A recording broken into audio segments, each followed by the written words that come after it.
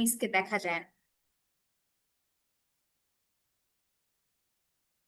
আচ্ছা, আশা করি স্ক্রিন দেখা যাচ্ছে, তাই না? জি ম্যাম, দেখা যাচ্ছে। আচ্ছা, স্ক্রিন দেখার আগে আমরা হচ্ছে আপনাদের সাথে পরিচিত হয়ে নিব। আমরা তো এখানে অনেকে অনেককে চিনি না। শুধু যারা আমার পুরনো স্টুডেন্ট তাদেরকে আমি চিনি, আর বাকিদেরকে আমি চিনি না। তো এখানে জামিলাকে দেখতে পাচ্ছি, ইকরাকে দেখতে পাচ্ছি, নুরেনকে দেখতে পাচ্ছি, ইব্রারকে দেখতে পাচ্ছি। আপনারা কি কষ্ট করে আপনাদের পরিচয়টা দিবেন? এবং বাকি সবাই দয়া করে আপনাদের ভিডিওটা অন করে ফেলুন, ঠিক আছে?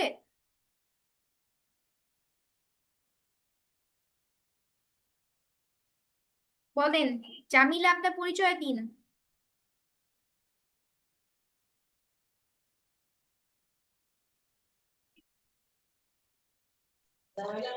ম্যাম, আমার নাম জামিলা ইসলাম, আমার বাসা বরিশাল। আচ্ছা, ঠিক আছে। জামিলাকে আমরা কি বলে ডাকবো, জামিলা? জামিলা। আচ্ছা, ঠিক আছে।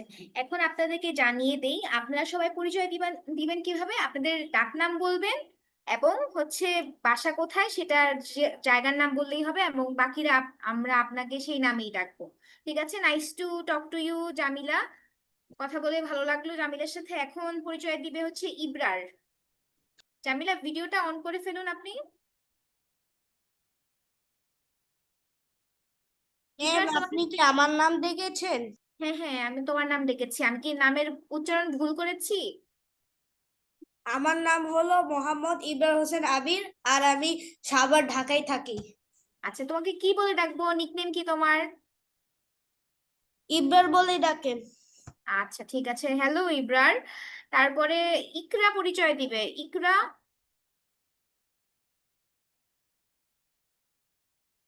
জি ইকরা মিস। তোমার পরিচয় দাও। তোমার ডাকনাম ইকরা, কিন্তু তোমার বাসা কোথায়? আমার বাসা ফেনী। আচ্ছা, ঠিক আছে। এখন পরিচয় দিবে হচ্ছে নুহা। নুহা, তুমি মেসেজ দিয়েছো আমি দেখতে পাচ্ছি, কিন্তু তুমি কি কষ্ট করে হচ্ছে তোমার ক্যামেরাটা অন করবে এবং মাইক্রোফোনটা আনমিউট করে আমার সাথে কথা বলবে?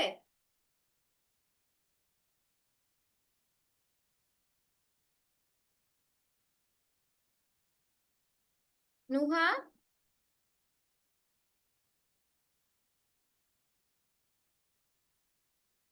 আচ্ছা, মাইক আর ক্যামেরা নেই আমার পিসিতে। ঠিক আছে নুহা, অসুবিধা নেই। জুনায়েদ, এবার তোমার পরিচয়টা নিয়ে ফেলি আমরা। জুনায়েদ, পরিচয় দাও। আসসালামু আলাইকুম ম্যাম। আমার নাম মোহাম্মদ জুনায়েদ। আমি ঢাকায় থাকি। আমার ডাকনাম তামিম। বাকি তোমার ডাকনাম? তামিম তামিম। ও, তামিম, সরি। আচ্ছা, ঠিক আছে তামিম। এখন পরিচয় দিবে হচ্ছে আমাদের পুরনো স্টুডেন্ট জুনায়েদ। জুনায়েদ, পরিচয় দাও। মিস, আমার নাম জুনাইদ, আমি বাগেরহাটে থাকি। আচ্ছা, হ্যালো জুনায়েদ। জুনায়েদের বাসা বাগেরহাটে। এবার হচ্ছে পরিচয় দিবে আমাদের তন্নি। আসসালামু আলাইকুম মিস, আমার ডাকনাম তন্নি আর আমি ব্রাহ্মণবাড়িয়ায় থাকি। আচ্ছা, ঠিক আছে। সবার সাথে পরিচিত হয়ে গেলাম। এখন আমরা ক্লাস শুরু করব।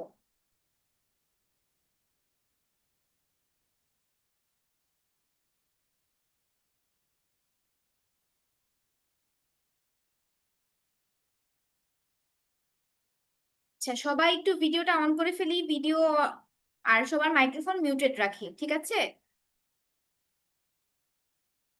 আচ্ছা, যারা হচ্ছে বাংলা ভাষা নিয়ে কাজ করে তাদের মধ্যে একজন অন্যতম ব্যক্তি হচ্ছেন ডক্টর সুনীতি কুমার চট্টোপাধ্যায়।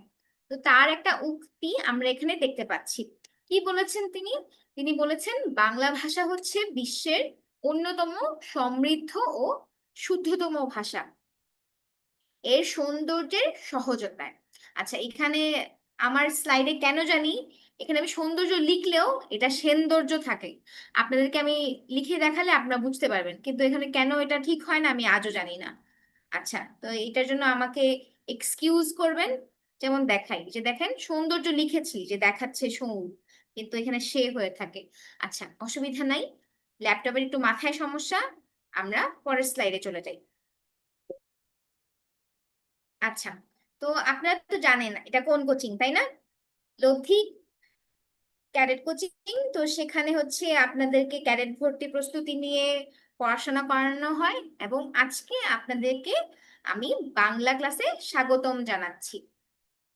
এবং আমার পরিচয়টা এই যে আপনারা দেখতে পাচ্ছেন এখানে, এবং বলেছিলাম যে আমার চেহারা কেন দেখা যায় না সেটাও আপনারা জানতে পারবেন, কারণ আমি দেখতে এরকম। তো ল্যাপটপের তো মাথায় সমস্যা, এবং ক্যামেরার আরো বেশি মাথায় সমস্যা। তো ক্যামেরা হচ্ছে আমার চোখ দিয়ে ডিটেক্ট করতে পারে না যে আমি একটা মানুষ বসে আছি, এই জন্য ক্যামেরা হচ্ছে আমাকে দেখায় না।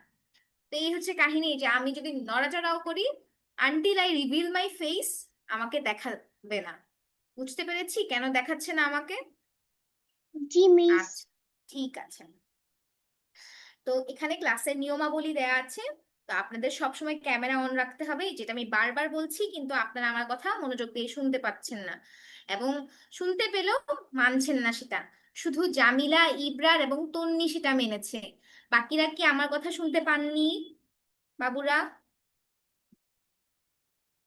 নুহার না হয় ক্যামেরা নেই ল্যাপটপে, ওর মাইক্রোফোনও নেই। আপনাদের বাকিদের তো আছে। আপনারা কি চান না যে আমি আপনাদেরকে চিনে রাখি? আচ্ছা, এই যে জুনায়েদকে দেখতে পাচ্ছি, ইকরার বাসা দেখতে পাচ্ছি, কিন্তু ইকরাকে দেখতে পাচ্ছি না। ইকরা কোথায়? এই তো ইকরাকে দেখতে পাচ্ছি।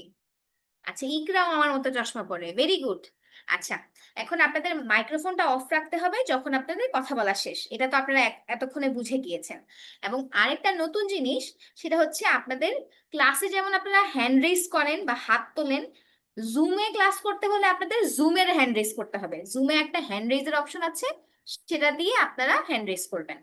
এবং আগেই বলে ফেলেছি যে খাতা কলম নিয়ে তারপরে ক্লাসে বসবেন। আচ্ছা, এখন আজকে আমি আপনাদেরকে কি নিয়ে পড়াবো?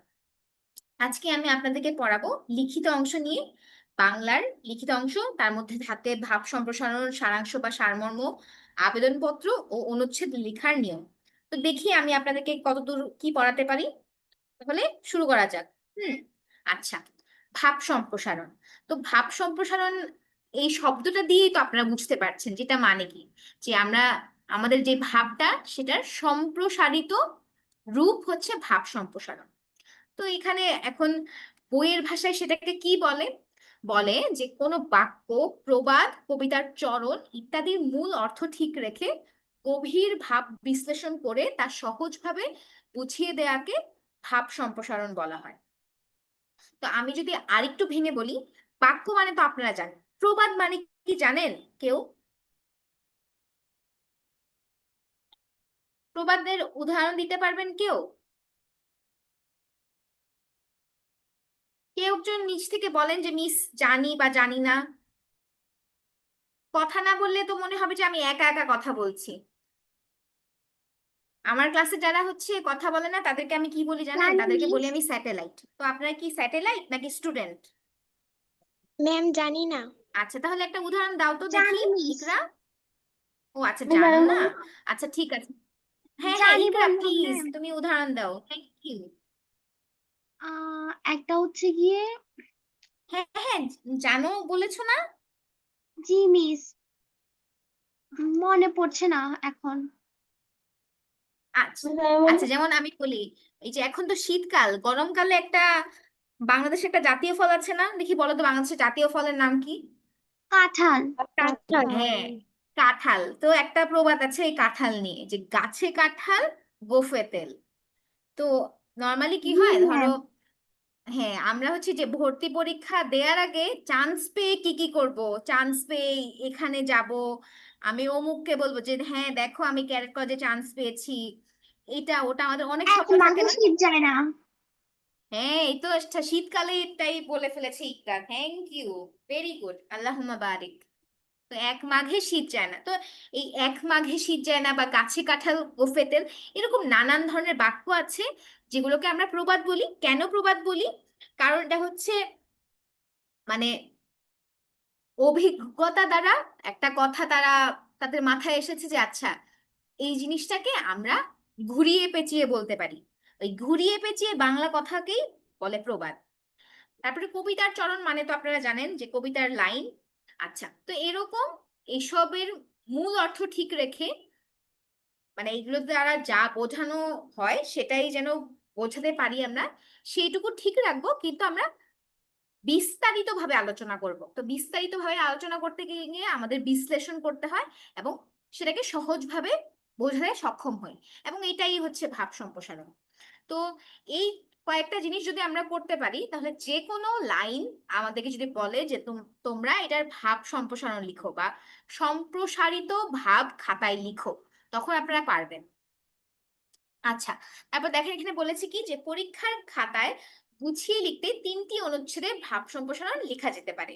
এক্ষেত্রে মোট বাক্যের সংখ্যা 15 থেকে 20 হতে পারে। তো এখন এই 3টি অংশের নাম এই যে আমরা নিচে দেখতে পাচ্ছি। একটা হচ্ছে মূল ভাব, একটা হচ্ছে সম্প্রসারিত ভাব, আর একটা হচ্ছে মন্তব্য। তো এখানে আপনারা মূল ভাব, সম্প্রসারিত ভাব, মন্তব্য, এই 3টা জিনিস যদি আপনারা ঠিক মতো লিখতে পারেন, তাহলেই পুরো ভাব সম্প্রসারণ লেখা শেষ। এবং এই পুরোটা ভাব সম্প্রসারণ মিলিয়ে আমরা মোট বাক্য রাখবো 15 থেকে 20টি। আচ্ছা, এতটুকু কথা আমরা মাথায় রাখবো। তারপর এখন নিয়মে আসি। দেখেন, নিয়মে আমরা কি দেখতে পাচ্ছি যে মূল ভাবের নিয়ম বলা আছে, সম্প্রসারিত ভাবের নিয়ম বলা আছে। আচ্ছা, মূল ভাবের নিয়ম বলতে আমরা কি দেখতে পাচ্ছি যে প্রথম অনুচ্ছেদটা আমরা তো জানি যে 3টা অনুচ্ছেদে লিখবো। আচ্ছা, অনুচ্ছেদ মানে তো বুঝতে পারি নাকি? অনুচ্ছেদ মানে হচ্ছে আমরা খাতায় ধরেন এইখানে এই পৃষ্ঠাটার দিকে যদি তাকান, আমি যে স্লাইডটা দেখাচ্ছি, এখানে 2টা অনুচ্ছেদ ভাগ করা আছে, মানে প্যারা আমরা যেটাকে নর্মালি বলে থাকি যে প্যারা দিয়ে লেখো। প্যারা দিয়ে কি আপনারা একটা লাইন শেষ করবেন, তারপর একটু ফাঁকা অংশ রেখে আরেকটা লাইন বা আরেকটা অংশ শুরু করবেন। তো এই যে অনুচ্ছেদ বলতে বা প্যারা বা প্যারাগ্রাফের বাংলা হচ্ছে অনুচ্ছেদ।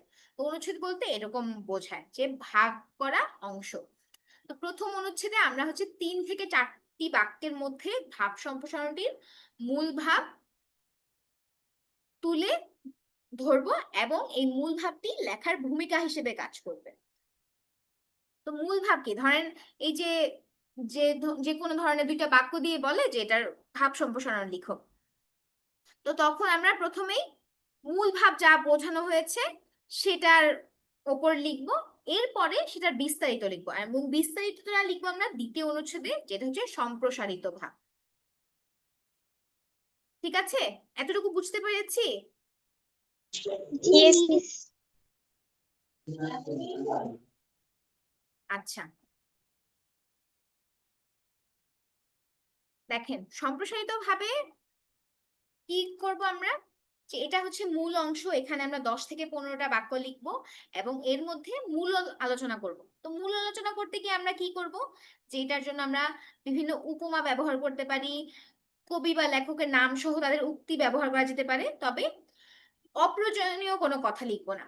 তো এখন দেখেন এখানে আমরা কি লিখতে পারি। ধরেন আমি যদি বলি যে পরিশ্রমী সফলতার চাবিকাঠি। তো এই পরিশ্রম করলে যে আমরা সফল হই এটা লিখবো, পরিশ্রম না করলে যে আমরা ব্যর্থ হব এটা লিখবো, পরিশ্রম করলে কি কি সুযোগ সুবিধা পাওয়া যায়, কিভাবে আমরা এগিয়ে যেতে পারি, সেটা ধাপে ধাপে বিশ্লেষণ করে সেটা লিখবো। এটাই হচ্ছে সম্প্রসারিত ভাব। যে কোনো বাক্যের ক্ষেত্রে, যে কোনো আলোচনার ক্ষেত্রে এই কাজ ছাড়া আপনাদের আর করার কিছু নাই। যেটা হলে কি হবে, না হলে কি হবে, এই বিষয়ক আর কি কি করা যেতে পারে, এই বিষয়ে কারা কারা এমন এমন করে সেটার উদাহরণ আমাদের জন্য রেখে গিয়েছেন, তাদেরকে আমরা আহ অনুকরণ করতে পারি, এরকম। আচ্ছা, সম্প্রসারিত ভাব গেল। তারপরে আমরা দেখব 3য় অনুচ্ছেদ। দেখি কার মনে আছে বলেন তো, 3য় অনুচ্ছেদটা কি বিষয়ে ছিল? মন্তব্য। ভেরি গুড ইকরা, মন্তব্য নিয়ে, থ্যাংক ইউ, আল্লাহুম্মা বারিক। তো মন্তব্যতে আমরা কি লিখবো, যে শেষ অংশে আমাদের এরকম কথা লিখতে হবে যা আগের অংশে আমরা লিখিনি। তো সেখানে আমরা কেমন লিখতে পারি, লিখতে পারি তা থেকে আমরা কি বুঝলাম বা কি মনে করলাম বা এখান থেকে আমরা কি শিক্ষা নিতে পারি। আপনাদেরকে কি কখনো এরকম স্কুল থেকে কোনো ডায়েরি দিয়েছে যেখানে হচ্ছে বলে যে অভিভাবকদের মন্তব্য লিখে আনবে, বা যেই ডায়েরিতে শিক্ষকরা তাদের মন্তব্য লিখে দেন, এমন কখনো হয়েছে? কারো স্কুলে কি এই পদ্ধতি আছে? নেই? জি মিস আছে। হ্যাঁ ছিল। আচ্ছা, এরকম আমি ছোটবেলায় যে স্কুলগুলোতে পড়েছি এরকম বেশ কয়েকটা স্কুলে এরকম ছিল। তো মন্তব্যতে কি বলেন তো, যে মন্তব্যতে আমাদের ওই কথাটাই লেখে যে হ্যাঁ, আমার জন্য, আমার ভালোর জন্য আমার কি করা উচিত, বা আমার বাবা মা আমাকে নিয়ে কি মনে করে, আমার ভালোর জন্য শিক্ষকেরা কি করতে পারেন, সেই বিষয়ে কথাবার্তা লিখে ফেলেন। তো এই ভাব সম্প্রসারণের ক্ষেত্রেও একই কথা। সেখানে শুধু আপনাদেরকে মন্তব্য না করে এই বাক্যগুলোকে মন্তব্য করতে হয়, এটাই। আমরা এখন হচ্ছে এগুলো তো পড়লাম, মানে বই বিষয়ক কথাবার্তা বা কিভাবে কি হয়, সূচনা দেখলাম। এখন আমরা দেখব উদাহরণ। আচ্ছা, উদাহরণের ক্ষেত্রে আমরা একটা বাক্য নিয়েছি, যেটা হচ্ছে সব বইয়ে উদাহরণ হিসেবে থাকে, যে কীর্তিমানের মৃত্যু নাই। আচ্ছা, এখন এই কীর্তিমানের মৃত্যু নাই সেটার আমরা তিনটা অংশ বিস্তারিত দেখব, এবং দেখব যে এটা কিভাবে একটা পূর্ণাঙ্গ ভাব সম্প্রসারণ হিসেবে লেখা হয়েছে। ঠিক আছে? আচ্ছা,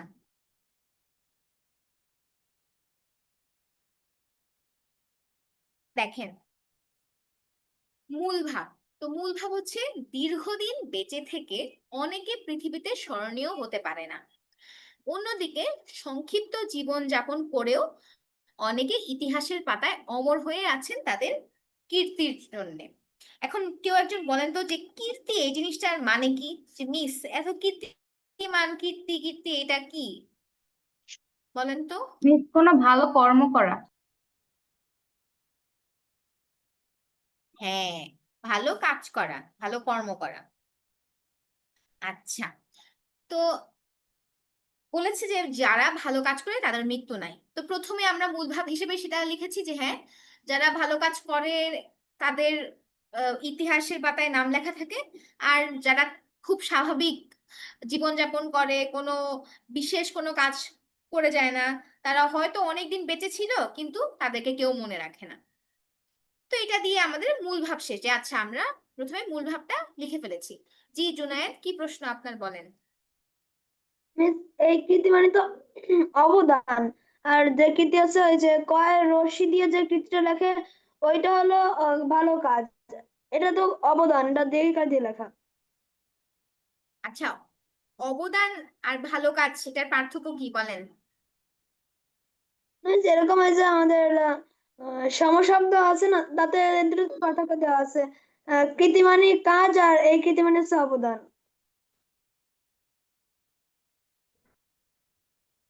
আচ্ছা, মিস ওটা আমি প্রীতি, বলি এটা তো এই কীর্তি না। কীর্তি মানে, হ্যাঁ হ্যাঁ বলো, আরেকজনকে কথা বলছিলে। মিস ও যেটা বললো ওটা কৃতি, ওটা কীর্তি না। হ্যাঁ, এখন আমি বলি এই কীর্তিমানের অর্থ, আপনারা যে বলেছেন যে ভালো কাজ, ভালো কাজ করে মানুষ, তখন তার কি হয়, সুনাম হয় যে সে ভালো কাজ করেছে। এই যে ভালো কাজ করেছে এই ট্যাগটা, যে এই সিলটা তার উপর দেয়া হয়, যার কাছে এই সিলটা থাকে তাকে বলা হয় কীর্তিমান। এখন আমি যদি আরেকটু সহজ ভাষায় বলি, যে যে এমন কাজ করেছে যার প্রশংসা সব জায়গায় ছড়িয়ে পড়েছে, এবং তার মানে সে এখন বিখ্যাত হয়েছে বা তার খ্যাতি অর্জিত হয়েছে, তখন তাকে আমরা কীর্তিমান বলি। বুঝতে পেরেছি? কিন্তু মূল কথা সেটাই, যখন আপনি একটা ভালো কাজ করছেন, ভালো কাজ করছেন বলে আপনি প্রশংসা পাচ্ছেন, প্রশংসা পাচ্ছেন বলে আপনি ফেমাস বা বিখ্যাত হচ্ছেন। বুঝতে পেরেছি? আচ্ছা, জি মিস। এখন আমরা পরেরটাতে চলে যাই। এখন হচ্ছে আমরা সম্প্রসারিত ভাবটা দেখব। সম্প্রসারিত ভাবে এখানে অনেকগুলো কথা বলা আছে। দেখেন, প্রথমে বলেছি কি, আমরা প্রথমে কি দিয়ে শুরু করলাম, যে পৃথিবীতে মানে মানুষের জীবনকাল বা জীবন সময় কতটুকু, সময়সীমা কতখানি, যে সবাই তো চিরদিন বেঁচে থাকে না, আমরা তো জানি যে মানুষ মরণশীল, মানুষ কখনো অমর হতে পারে না, সেটাই লিখেছে। তারপরে লিখেছে যে হ্যাঁ, একদিন না একদিন তাকে পৃথিবী থেকে চলে যেতে হবে, মৃত্যু অমোঘ জেনেও এই সংক্ষিপ্ত জীবনে কেউ কেউ মানব কল্যাণে এমন কিছু কীর্তি রেখে যান, মৃত্যুর পরও যারা মানুষের হৃদয়ে চিরকাল অমর হয়ে থাকেন। তো এখানে দেখো যে মানুষ জানে যে তারা বেশি দিন থাকবে না, এবং তাদের হচ্ছে মানে কি বলবো, তাদের সময়সীমা খুবই অল্প, কিন্তু তারা কখনো না কখনো মানুষের উপকারে অনেক ভালো কাজ করে যান, এবং জানেন যে মৃত্যু অবশ্যই তাদের জীবনে আসবে। এই অমোঘ মানে হচ্ছে আহ মানে একদম ভাষাগত অর্থ বলতে বোঝায় যে আহ, মানে অবশ্যম্ভাবী। অবশ্যম্ভাবী মানে কি, যে অবশ্যই সম্ভব, মানে যেটা অবশ্যই ঘটবে।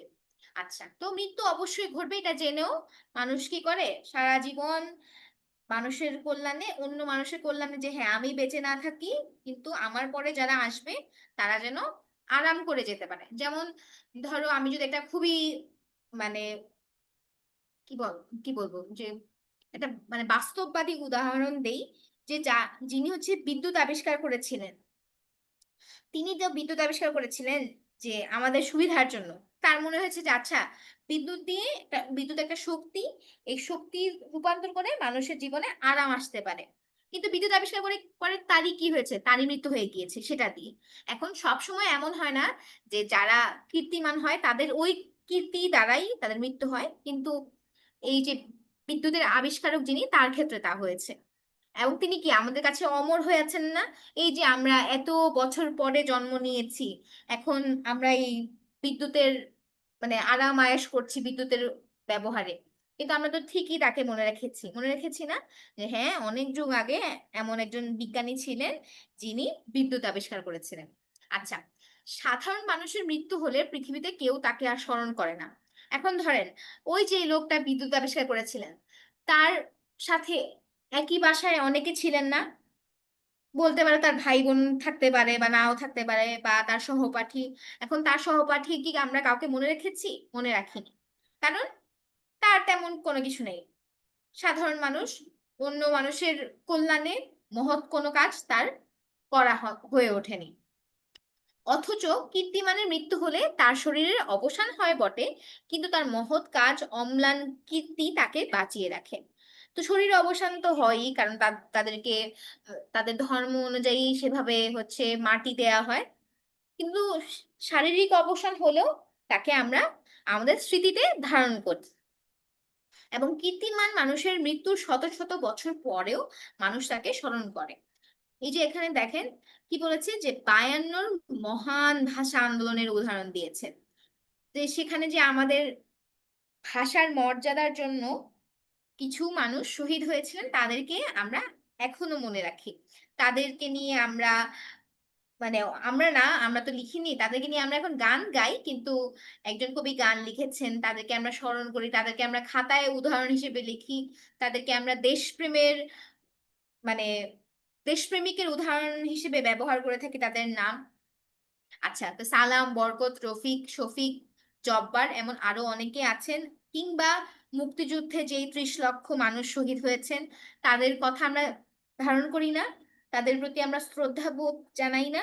কারণ কি, তারা আজ এই যে আমাদেরকে যে বাংলাদেশ একটা আলাদা দেশ, আমাদেরকে যে একটা সার্বভৌমত্ব দিয়েছে, আমাদের ওপর যে পাকিস্তানের এখন কোনো হস্তক্ষেপ নেই, এই জিনিসগুলো কাদের মাধ্যমে এসেছে? এই ভাষা শহীদ এবং মুক্তিযুদ্ধের শহীদদের মাধ্যমে। তো তাদের এই অম্লান কীর্তি, অম্লান মানে কি জানেন? যেটা মলিন হয় না। মলিন জিনিসটা কেমন, মানে ফ্যাকাশে হয়ে যাওয়া বা হচ্ছে যেটা চলে যায়। অম্লান মানে যেটা চলে যায় না, যেটা ফ্যাকাশে হয় না, যেটা কখনো মলিন হয় না। তো এই যে তাদের অম্লান কীর্তি বাঙালি চিরকাল শ্রদ্ধার সঙ্গে স্মরণ করবেন। আচ্ছা, তারপর এখন আসি, আমাদের প্রথম দুইটা অনুচ্ছেদ লেখা শেষ, এখন আমরা তৃতীয় অংশে আসবো। তৃতীয় অংশে আমরা কি করব? মন্তব্য লিখবো। মন্তব্য মানে আমরা যা শিক্ষা নিয়েছি সেখান থেকে, যে মানুষের দেহ নশ্বর কিন্তু মহৎ কীর্তি অবিনশ্বর। যে ঠিক আছে যে হ্যাঁ মানুষ তো মরণশীল, মানুষের শারীরিক মৃত্যু হয় এবং তাদের শরীর মাটির সাথে মিশে পচে গলে তারপরে বিলীন হয়ে যায়, কিন্তু তাদের কর্ম বা তাদের কীর্তি কখনো বিলীন হয় না, সেটা অবিনশ্বর, সেটাকে কেউ ধ্বংস করতে পারে না। এবং তাদের মৃত্যুর শত শত বছর পরেও কীর্তিমান মানুষের অমর অবদানের কথা মানুষ স্মরণ করে, তাই বলা হয় কীর্তিমানের মৃত্যু নেই। বুঝেছি আমরা কিভাবে একটা ভাব সম্প্রসারণের শুরু থেকে শেষ টানবো, জি মিস। যে কোনো জি লাইন। মিস। এখন এইখানে কথা হতে পারে, কেউ কি প্রশ্ন করেছো? আচ্ছা, হ্যাঁ, কে যেন প্রশ্ন করেছে, নুহা।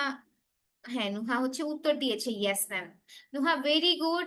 আমি খুবই খুশি হয়েছি যে তুমি মানে তোমার ক্যামেরা ভিডিও অফ থাকা সত্ত্বেও তুমি হচ্ছে আমাকে ক্লাসের মাঝে টেক্সট দিয়ে আমার সাথে ইন্টারঅ্যাক্ট করছো। I am really very proud of you. Thank you so much. আচ্ছা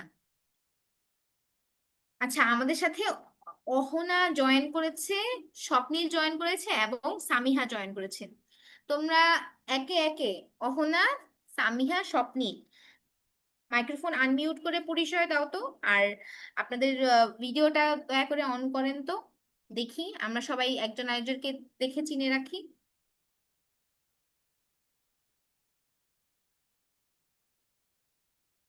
হ্যাঁ, সামিহা। মিস আমার বাসায় তো ইলেকট্রিসিটি নেই। তোমার বাসা কোন সিটিতে? মিস কারেন্ট নেই আর কি। ও আচ্ছা, ইলেকট্রিসিটি নেই, সরি, আমি ভেবেছি তোমার বাসা ড্যাশ সিটিতে।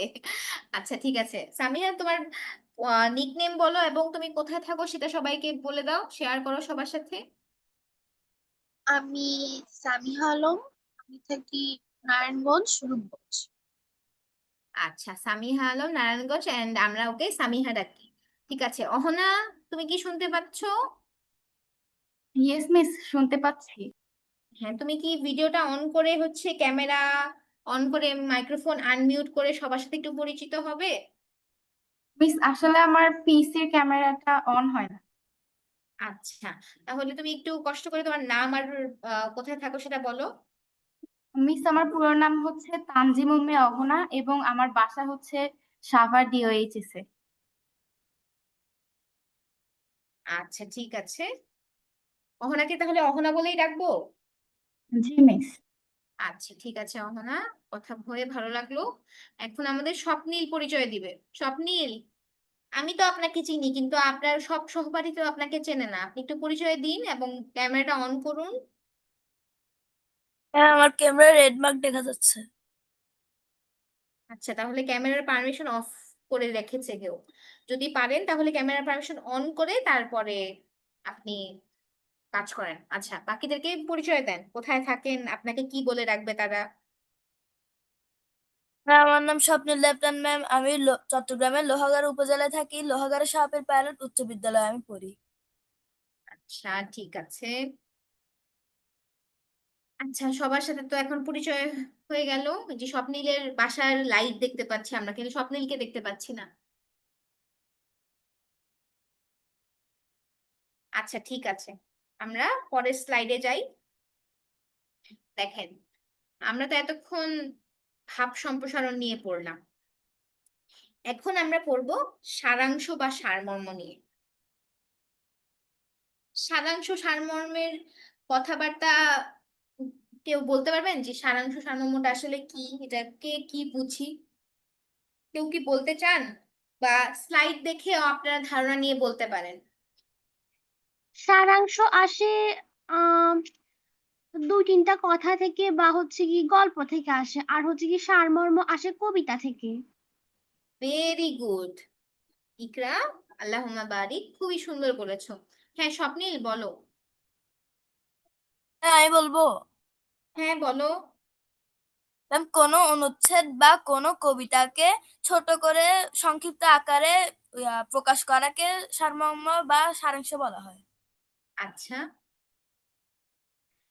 ঠিক আছে, এখন সারাংশ সারমর্ম ইকরা আর স্বপ্নিল খুব সুন্দর আলোচনা করেছেন, তো তাদের দুজনের কথার সম্মিলিত প্রকাশ হচ্ছে আমি এখন যা বলবো তা। তো ইকরা বলেছে যে সারাংশ কোনো মানে গদ্যের অংশ থাকে বা অনুচ্ছেদ মানে স্বাভাবিক কথা, আর সারমর্ম থাকে কি নিয়ে, কবিতার অংশ নিয়ে। আর স্বপ্নিল কি মেনশন করেছেন যে সংক্ষিপ্ত আকারে যেটা আমরা লিখে ফেলি সেটাই হচ্ছে সারাংশ বা সারমর্ম। তো এখানে দেখেন, এখানে বইয়ের ভাষায় সুন্দর করে একটা গোছানো সংজ্ঞা দেওয়া আছে যে একটা নির্দিষ্ট বিষয়ের উপরে বিস্তারিতভাবে লিখিত এক বা একাধিক অনুচ্ছেদের মূল বক্তব্যটিকে সংক্ষেপে উপস্থাপন করা হলে একে সারাংশ বলে। আচ্ছা, আর সারমর্ম বা ভাবার্থ কাকে বলে? কোনো কবিতার একাধিক পংক্তির মূল ভাবটি সংক্ষেপে উপস্থাপিত হলে তাকে সারমর্ম বা ভাবার্থ বলে। তো সোজা বাংলায় যেটা বলেছি যে কবিতার সংক্ষিপ্ত রূপ হচ্ছে সারমর্ম, আর অনুচ্ছেদের সংক্ষিপ্ত রূপ হচ্ছে সারাংশ। ঠিক আছে? আচ্ছা, তাহলে গেল আমাদের সারাংশ সারমর্মের মূল আলোচনা। এখন আমরা পরেরটাতে যাই, যে লেখার নিয়মটা কি আসলে। আচ্ছা, লেখার নিয়মে দেখো এখানে অনেক কিছু আছে যেগুলো আমাদের মাথায় রাখতে হবে, আবার অনেক কিছু আছে যেগুলো হচ্ছে আমাদের ব্যবহারে সতর্ক থাকা লাগবে, যে এগুলো আমরা ব্যবহার করতে পারবো না। তার মধ্যে কি একটা, প্রথমে পঠন, অপ্রাসঙ্গিক বিষয় বর্জন। তো তারপর বলেছে প্রসঙ্গ, অনুচ্ছেদ। আচ্ছা, একে একে আমি একটা একটা করে বিশ্লেষণ করে যাই যে কি করতে হবে। পঠন মানে কি? প্রথমে পড়ে দেখতে হবে যে আচ্ছা কি হলো, এখানে কি বলেছে। তারপরে আমাদের মাথায় রাখতে হবে যে এখানে প্রাসঙ্গিক যে কথাবার্তা শুধু সেগুলো লিখবো, অপ্রাসঙ্গিক কথার দিকে আমরা যাব না। তারপরে প্রসঙ্গ, প্রসঙ্গতে কবি বলেছেন এমন কথা আমরা বলতে পারবো না। প্রসঙ্গ টানবো, মানে এখানে যা বলা হয়েছে সেটার উপর কথা বলবো, কিন্তু কবি বলেছেন এমন কথা বলা একেবারেই নিষেধ। আচ্ছা, অনুচ্ছেদ আমরা কি লিখবো? আমাদের প্রথম অংশটাতে মানে একটাই অংশ থাকে সারাংশ বা সারমর্মে। তারপরে প্রারম্ভিক বাক্য, শুরুর বাক্যটা খেয়াল রাখবো। পুরুষ, পুরুষ, উত্তম পুরুষ, মধ্যম পুরুষ, এটা আমি তুমি এইসব ব্যবহার করব না। আমরা হচ্ছে মানে সাধারণভাবে লিখবো, যে সবার জন্য যেন প্রযোজ্য হয়। আমাকে বা তোমাকে দিয়ে বা আপনাকে দিয়ে সেটাকে আমরা সম্বোধন করব না, সেখানে এমন কিছু লিখবো না যেটা শুধু আমি তুমি কেন্দ্রিক হয়। তারপরে উদ্ধৃতি, উদ্ধৃতি দেয়া যেতে পারে। ভাষা, ভাষা ঠিক রাখতে হবে। নির্ধারিত মূল অংশটি 3 ভাগের 1 ভাগ হলে সারাংশ যথোপযুক্ত হবে। যথোপযুক্ত মানে কি? যথা উপযুক্ত, মানে ঠিক যেটা উপযুক্ত সেটা করা। আচ্ছা, তবে আকারের দিক বিবেচনা না করে মূল ভাবটি সঠিক ও যথাযথ হয়েছে কিনা সেদিকে খেয়াল রাখতে হবে। আচ্ছা, এখানে দেখেন মানে আকারের দিকের কথাটা কেন বলা আছে, কারণ দেখা যায় কি ধরেন সারাংশ লিখতে বলেছে, এখন সারাংশ লেখার অংশই দিয়েছে ধরেন মাত্র 8টা বাক্য। তো 8টা বাক্যে 3 ভাগ করলে ধরেন 8টাকে আমি মোটামুটি 9 ধরলাম। তো 9 ধরলে সেখানে 3টা বাক্য হবে, এটার 3 ভাগের 1 ভাগ, তাই না? তাহলে আপনারা বলতে পারছেন যে আরে 8টার ক্ষেত্রে আমরা 2.6 বা 7টা বাক্য লিখবো, মানে 2টা বাক্য লিখবো আর শেষ বাক্যটা অত বড় করব না, এরকম। কিন্তু এমন বাধা ধরা সবসময় হয় না। সেক্ষেত্রে আপনার কি করতে হবে, সারাংশ যখন লিখবেন অবশ্যই ছোট করে লিখবেন, যতটুকু অনুচ্ছেদ দেয়া আছে তার থেকে অবশ্যই ছোট হবে। কিন্তু ছোট করতে গিয়ে আবার এমনটা করবেন না যে আপনি মূল ভাবটা তুলে ধরতে পারেননি, এটা যেন না হয়। আবার এমন যেন না হয় যে মূল ভাব তুলে ধরতে গিয়ে আপনি অনেক বড় লিখে ফেলেছেন। খুবই যথা উপযুক্ত কথা লিখবেন, একদম দরকারি যতটুকু কথা যেটা দিয়ে একদম আমার অনুচ্ছেদে যেই কথাটা বলতে চেয়েছে লেখক সেটাই যেন তুলে ধরতে পারি, তেমন করে আমরা লিখবো। হ্যাঁ, আচ্ছা, আমরা পরের স্লাইডটাতে যাই। আচ্ছা, এখানে সারমর্মের একটা উদাহরণ দেয়া আছে। সারমর্মের উদাহরণ হিসেবে আমরা দেখতে পাচ্ছি একটা কবিতা। সে কবিতাটা বলে শোনাচ্ছি আপনাদেরকে। আসিতেছে শুভ দিন, দিনে দিনে বহু বাড়িয়াছে দেনা, শুধিতে হইবে ঋণ। হাতুড়ি শাবল গাইতি চালায়ে, ভাঙিল যারা পাহাড়, পাহাড় কাটা সেই পথের দুপাশে পড়িয়া যাদের হাড়। তোমারে সেবিতে হইল যাহারা মজুর মুটেও কুলি, তোমারে বহিতে যারা পবিত্র অঙ্গে লাগালো ধুলি। তারাই মানুষ তারাই দেবতা, গাহি তাহাদের গান, তাদের ব্যথিত বক্ষে পা ফেলে আসে নব উত্থান। আচ্ছা, আপনারা আমাকে কেউ একজন বলেন যে এখানে কবিতা দিয়ে, একদম কবিতার ধরেন, আমি কোনো বাংলা অত বাংলা ভালো পারি না, কিন্তু আমি তো এই তিনটা শব্দ দেখে চিনতে পারছি। মজুর মুটেও কুলি, তারপরে অঙ্গে লাগালো ধুলি, তারপরে হচ্ছে এখানে দেনা এবং ঋণ নিয়ে কথা এসেছে, তারপরে তাদের ব্যথিত বক্ষে, তারপরে নব উত্থান। যে কোনো সারমর্ম, মানে আমি যখন আপনাদের বয়সে ছিলাম বা আমার যতদিন সারমর্ম লিখতে হয়েছে, আমি কি করতাম যে আচ্ছা কবিতা ধরেন পুরোটা পড়েছি, আচ্ছা তখন আমি চেষ্টা করতাম কি যে একদম মূল শব্দগুলো টার্গেট করার, যে আচ্ছা কোন শব্দগুলোর ওপরে, মানে কোন শব্দগুলোকে ঘিরে আমার কবিতাটা এখানে তোলা হয়েছে।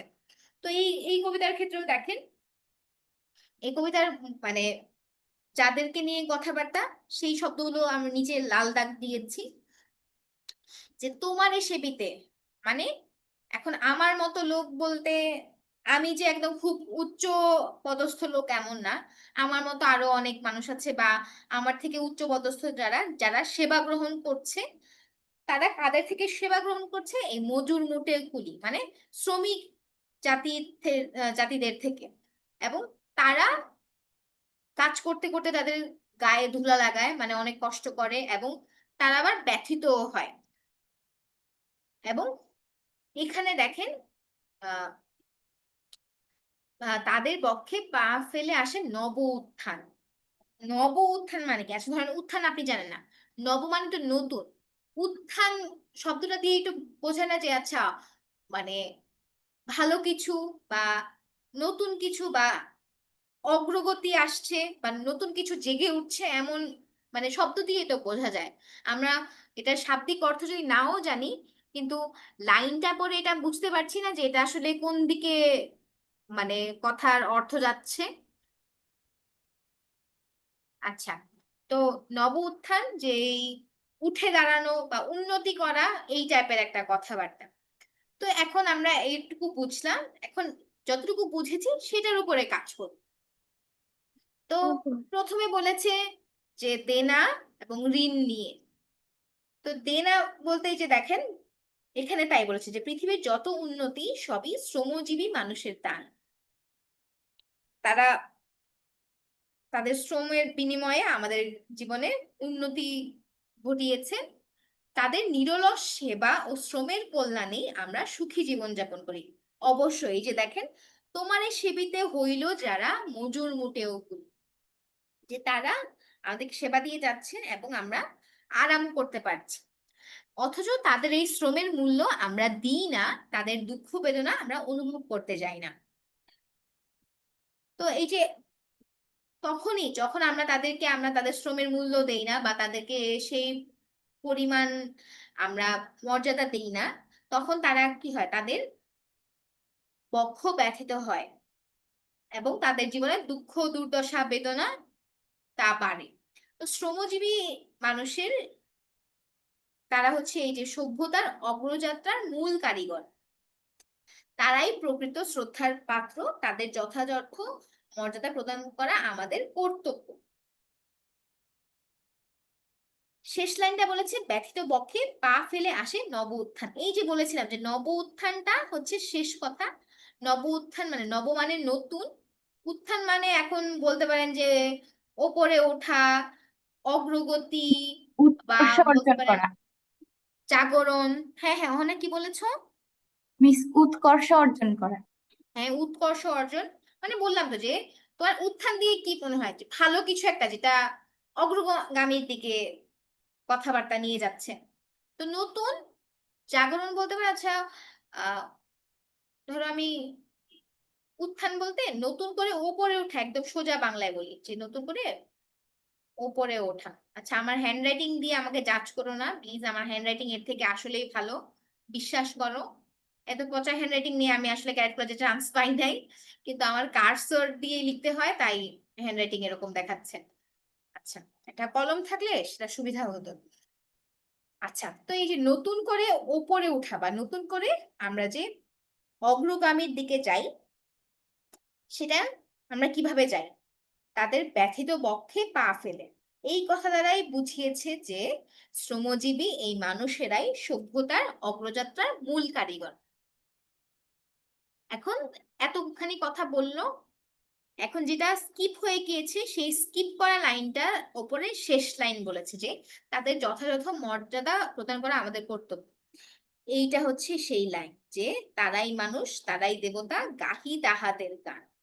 যে তারা হচ্ছে দেবতা তুল্য মানুষ, তাদের গান গাওয়া উচিত। এখন গান গাওয়া বলতে কি তাদেরকে নিয়ে গান গাবো এটাই না, গান গাওয়া মানে তো এই না। গান গাওয়া ধরো একটা সংস্কৃতিমূলক একটা উদাহরণ, কিন্তু কাজকর্মে উদাহরণটা কিভাবে আসবে? তাদের প্রতি মর্যাদা প্রদান করে। শ্রদ্ধা দেওয়া। হ্যাঁ হ্যাঁ শ্রদ্ধা দেওয়া। হ্যাঁ, শ্রদ্ধা দেওয়া। এই যে মর্যাদা প্রদান করা, শ্রদ্ধা দেওয়া একই কথা। বুঝতে পেরেছি সারমর্ম কিভাবে কি হয়। জি ম্যাম, কিওয়ার্ডস বুঝেছি। মানে একদম এখানে আপনি যে কোনো একটা মানে কবিতা বলেন, যে একটা কবিতা দেখবো, তারপর আমরা কিওয়ার্ডস গুলো মার্ক করব। এখন মার্ক করা মানে এই না যে আপনার খাতা কলমে দাগিয়ে দাগিয়ে মার্ক করতে হবে, আপনি মনে মনে মার্ক করেন, বা ধরেন পরীক্ষা দিচ্ছেন বা পেন্সিল দিয়ে লেখেন। কমন পড়লে তো আপনারা জানেন, তখন তো আর মার্ক করার কিছু নাই। আমরা তো ধরেন সবসময় এমন হয় না যে আহ, কোনো কিছুই পড়ে যায় না। যেমন ছোটবেলায় আমি আমার উদাহরণ যদি দেই, যে আমি কি করতাম, যে ধরো বইয়ে বা শিটে আমি যতগুলো সারাংশ সারমর্ম আছে সবগুলো একবার পড়ে ফেলতাম, যে আচ্ছা কি কথা বলেছে। কাহিনী হচ্ছে যত পড়বা তত শব্দের ভান্ডার বাড়বে, এবং তত তোমার মানে জ্ঞান আরো বাড়বে। তো জ্ঞান বাড়লে কি হবে, সেগুলো আমরা খাতায় লিখতে পারবো, টিচাররা খুশি হবে, ভাববে যে আল্লাহ এই ছোট বাবু এত কথা লিখতে পারে, আল্লাহুম্মা বারিক, যে আল্লাহ তাকে বরকত দিক। তো এই কাজটা করবেন, এবং আমি জানি এটা সবাই করেন বা অনেকে করেন। তখন আবার ধরো আমরা তো মানুষ, আমরা তো এমন না যে যা পড়েছি সবই মনে থাকে, বা আসলে এই ছোট একটা মাথায় কত কিছু ধারণ করবো। তো তখন দেখা যায় সবকিছু মনে থাকে না। তখন আমাদের শাব্দিক ভান্ডার এবং আমাদের এই যে সৃজনশীলতা কাজে লাগিয়ে আমরা তখন লিখে ফেলতে পারি। এবং শাব্দিক ভান্ডার সৃজনশীলতার পাশে আরেকটা জিনিস কাজ করে, সেটা হচ্ছে শিক্ষকের নির্দেশনা। তো এই যে আজকে আমি আপনাদেরকে ক্লাসে বললাম যে কিওয়ার্ডস দেখবেন, তারপরে সেগুলো ধরে ধরে একটা লাইন লিখবেন। তো তিনটা মিলিয়ে আপনারা তো অবশ্যই পরীক্ষায় ভালো করে লিখতে পারবেন, তাই না? আচ্ছা, এরপরে আমরা আরেকটা উদাহরণে যাই। সারমর্মের একটা উদাহরণ আছে, দেখেন কি বলেছে, যে কোথায় স্বর্গ কোথায় নরক, কে বলে তা বহুদূর, মানুষের মাঝে স্বর্গ নরক, মানুষেতে সুরাসুর, রিপুর তারুণে যখন মোদের বিবেক পায় গো লয়, আত্মগ্লানির নরক অনলে তখনই পুরিতে হয়,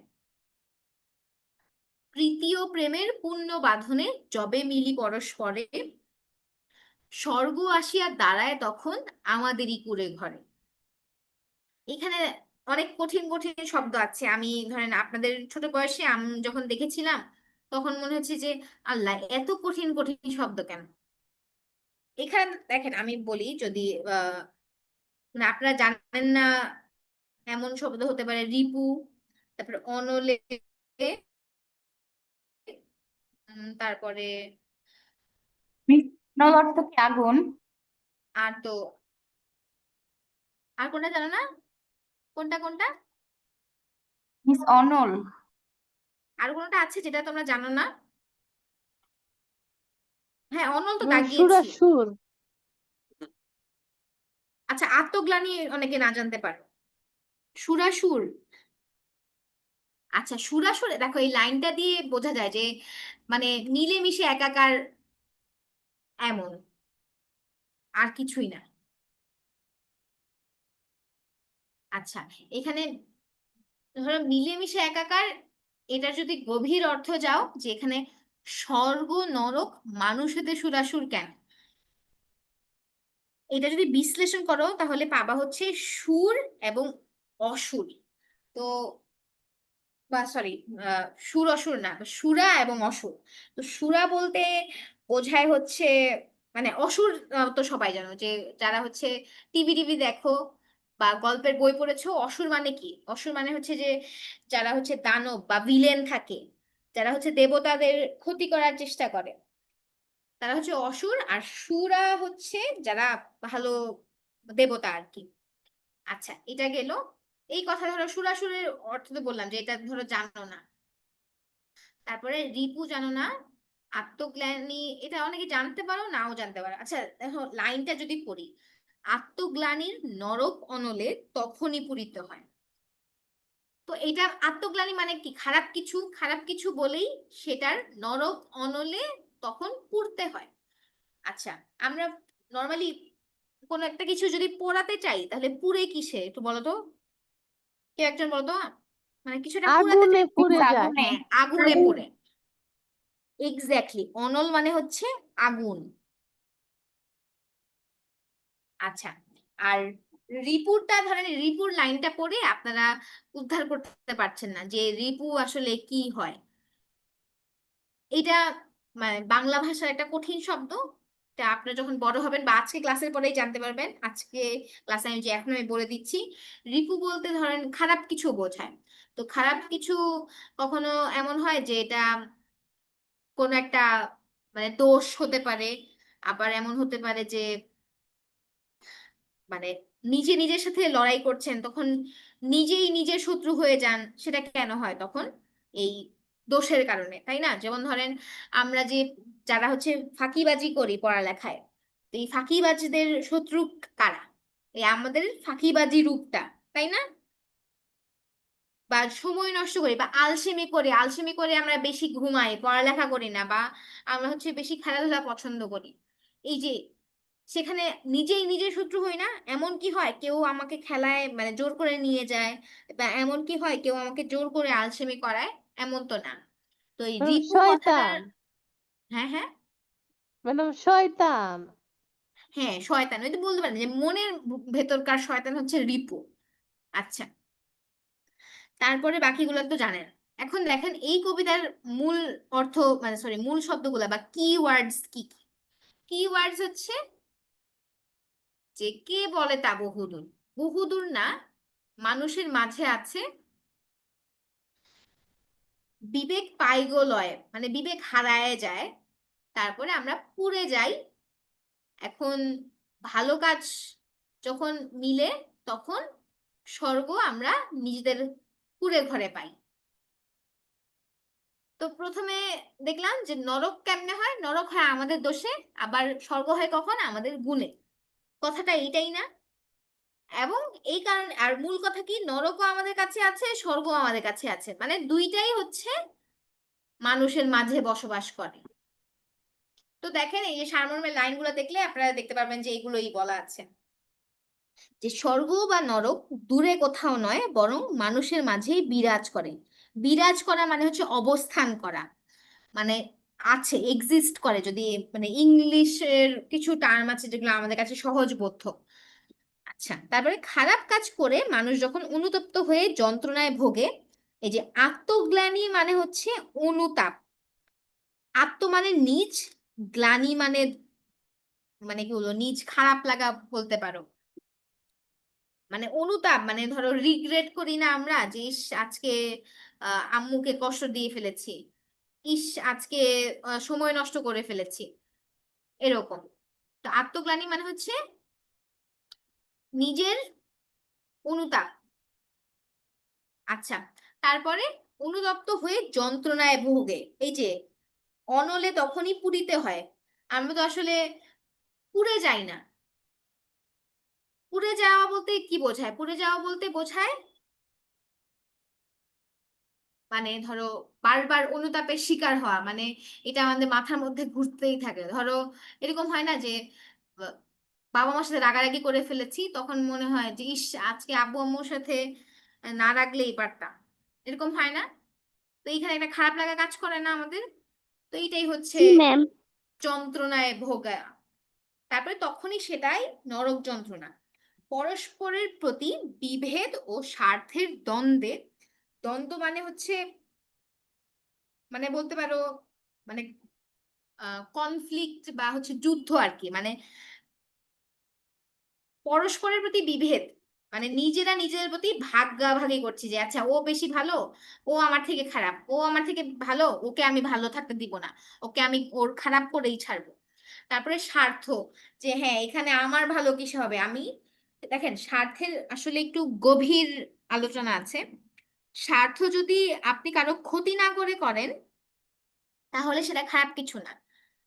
ধরো আমি আমার স্বার্থে আমি রাত জেগে পড়াশোনা করছি, এটা খারাপ কিছু না। কিন্তু আমি আমার স্বার্থে হচ্ছে অন্য কারো ঘুমের অসুবিধা করে পড়াশোনা করছি, তখন সেটা খারাপ। আমার কি করতে হবে, আমার দেখতে হবে যে কারো যেন ক্ষতি না হয় এবং পাশাপাশি আমি যেন পড়াশোনাও চালিয়ে যেতে পারি। আচ্ছা, এই কথা বাদ, আমি বিশ্লেষণ করে বললাম। তো এই যে মানুষের মধ্যে আমরা যখন ভাগাভাগি করি তখনই পৃথিবী নরকে পরিণত হয়। কিন্তু এই যে এসব বৈরিতা যখন আমরা ভুলে যাই, বৈরিতা মানে কি বলেন তো? আচ্ছা, বৈরিতা মানে হচ্ছে এই যে মানে ধরো বিদ্বেষ রাখা, এই যে দ্বন্দ্বের কথা যে এখানে বলেছে, যে আমরা যে মানুষের প্রতি আহ মানে অপর পক্ষ ভাবি, যে আমরা যে তাদেরকে শত্রু ভাবি, যে আমরা তাদেরকে যে আপন করে নিচ্ছি না, এই জিনিসটাকেই বলে বৈরিতা, মানে শত্রু ভাবাপন্ন আর কি। আচ্ছা, তো এই জিনিসটা যদি আমরা ভুলতে পারি, মানুষের প্রতি যদি আমরা বিদ্বেষটা ভুলে যেতে পারি, তখন বিশুদ্ধভাবে ভালোবাসবো, এবং বিশুদ্ধভাবে ভালোবাসলেই পৃথিবীতে নেমে আসবে স্বর্গীয় সুখ। যেমন ধরেন আমরা যারা অনেক ক্লোজ ফ্রেন্ডস থাকি, ধরেন আমাদের স্কুল গ্রুপে থাকে না, যে আমরা সবসময় এই কয়েকজন একসাথে বসি, আর বাকিদের প্রতি আমরা কি ধারণা রাখি, যে ওরা হচ্ছে, ওদের প্রতি আমাদের বিভেদ আছে এবং তাদের সাথে আমাদের কোনো স্বার্থ নেই। কিন্তু যাদেরকে আমরা বিশুদ্ধভাবে ভালোবাসি, যেই কয়েকজন থাকে 2-3 জন, তাদের প্রতি কিন্তু আমাদের এই বৈরিতা বা বিদ্বেষ কাজ করে না। তাদেরকে কিন্তু আমরা বিভেদ মানে মূলক কথাবার্তা বলি না, তাদেরকে আমরা কাছে টেনে নেই, তাদের সাথে আমরা ভালোবাসার সম্পর্ক রাখি এবং তাদের সাথে আমরা কি স্বর্গীয় সুখ অনুভব করি। কিন্তু যখনই আমাদের এই যে বিদ্বেষওয়ালা কোনো মানুষের সাথে বসতে হয়, তখন মনে হয় উফ, কার সাথে বসলাম, উফ আজকে আমার পছন্দের বান্ধবীর সাথে বা পছন্দের বন্ধুর সাথে স্যার বসতে দেয়নি। কিন্তু আপনারা যদি এমন হয় যে সবাইকে আপন করে নেন, ধরেন কেউ আপনার সাথে খারাপ আচরণ করছে, এখন হতে পারে যে ওই মানুষটা আপনার প্রতি ভুল ধারণা রাখছে, বা হতে পারে ওই মানুষটা আপনার প্রতি হিংসা বিদ্বেষ কিছু একটা লালন করছে, তখন আপনার কি করতে হবে, you have to kill him or her with love. কেমন, যে আচ্ছা তুমি আমার সাথে এমন করছো কেন, বা আপনি সুন্দর করে কথা বলেন, যে হ্যাঁ ও আপনাকে ধরেন এরকম খ্যাটখিট করে কথা বলছে, আপনি আপনার মতো ভালো ব্যবহার চালিয়ে গেলেন, আপনি আপনার জায়গা থেকে ঠিক, এবং আপনার মাঝে কোনো মানে কি বলবো কোনো খারাপ চিন্তা আসবে না, যে তুমি তো তোমার জায়গা থেকে ঠিক ছিলে, ওই মানুষটা খারাপ হলেও কি, তুমি তো তোমার জায়গা থেকে ভালো, তাই না? বোঝাতে পেরেছি? জি Yes, ম্যাম। miss? Yes, আচ্ছা, ma'am. এই গেল সারমর্ম, এখন আসি সারাংশ নিয়ে। দেখেন সারাংশ এখানে একটা উদাহরণ দেয়া আছে, যে ছাত্র জীবন আমাদের ভবিষ্যৎ জীবনের বীজ বপনের সময়। অনেক কথা বলা ছাত্র জীবন নিয়ে, যে এই সময়ে যে বীজ বপন করবে ভবিষ্যতে সে এটার ফল ভোগ করবে। আমরা হচ্ছে নিষ্ঠার সঙ্গে জ্ঞানের অনুশীলন করে যাই, তবে ভবিষ্যৎ সম্ভাবনায় হবে। আর যদি হেলায় সময় কাটিয়ে দিই তাহলে জীবনের মহৎ উদ্দেশ্য ব্যর্থ হতে বাধ্য। যে শিক্ষা জীবন ও জীবিকার পথে কল্যাণকর, যে শিক্ষা মানুষকে উন্নত চরিত্রের অধিকারী করে, তাই সর্বোৎকৃষ্ট শিক্ষা। ছাত্রদের জীবন গঠনে শিক্ষক সমাজ গুরুত্বপূর্ণ দায়িত্ব পালন করে। তাদের সুষ্ঠু পরিচালনার মধ্য দিয়ে ছাত্রদের জীবন গঠিত হয় এবং উন্মুক্ত হয় মহত্তর সম্ভাবনার পথ। এখানে আমি যদি শুরু থেকে যাই, সারমর্ম হোক বা সারাংশ, আমরা দুই ক্ষেত্রেই কিওয়ার্ডস এর দিকে খেয়াল রাখবো, যে কিওয়ার্ডস। আচ্ছা, জীবনের বীজ বপন দেখলাম, নিষ্ঠার সঙ্গে জ্ঞান অনুসরণ করলে ভবিষ্যৎ সম্ভাবনায় হবে। আচ্ছা, সম্ভাবনাময় এবং অনুশীলন, নিষ্ঠার সঙ্গে জ্ঞান, আচ্ছা এইদিকে দেখলাম। হেলায় কাটালে ব্যর্থ হবে। তারপরে আহ সর্বোৎকৃষ্ট শিক্ষা নিয়ে কথাবার্তা বলা আছে, যে মানুষকে উন্নত চরিত্র, আচ্ছা উন্নত চরিত্রের দিকে একটু তাকাই, যে জ্ঞান নিষ্ঠা এগুলোর সাথে আমাদের চরিত্রের দিকেও খেয়াল রাখতে হবে। তারপরে এখানে আরেকজন কন্ট্রিবিউটর আছে, কন্ট্রিবিউটরটাকে শিক্ষক সমাজ। তারপরে তাদের সুষ্ঠু পরিচালনার মধ্যে দিয়ে কি হয়, মহত্তর সম্ভাবনা।